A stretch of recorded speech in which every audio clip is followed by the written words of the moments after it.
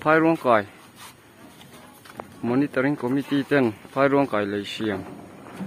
phun ở kalin en pui tuần tin huna hian eng motor ma kal tlang thei lo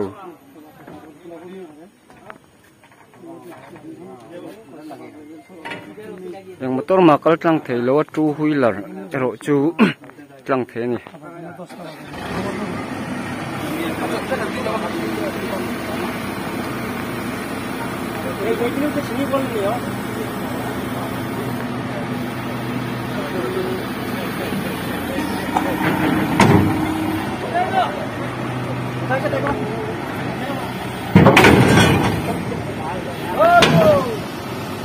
lỗ thì ghé lỗ là mỏ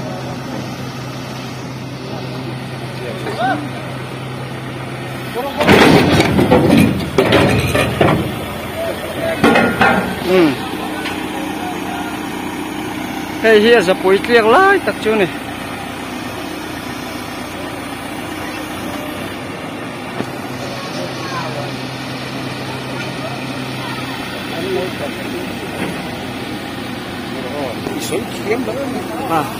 han comment hey SRK construction hobin leilon chelai an ron siam information na san pai kan lo in pel mi lo maya hey hero chu kan ti sual te phone ta sila hey accident lian le person na lian tham theng mai thei din huna kan lo ding reng to a zapui hey kan hu ang he na thiak ka atla lo maya chu wang chuan a chuat pha hian a tuar ta a zapui hi ti hian welding zom le anga ti alama son awang lam zakal le atung lam za hi chu mi nu wa chuat ti kan han pha le anga hun chu du deuh do na ni kol jin vei wang le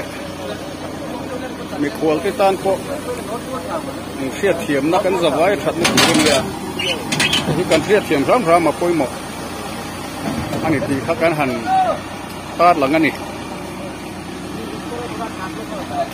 chak le thak lama motor nge moza ta ding to a Sunday motor tam lo ni tu ra be se ni ani a ni mo se la motor hi ton ton hian a tam viu mai ro khol na le ma mo na hi lo na sa hle ni ti a chiang khol mai a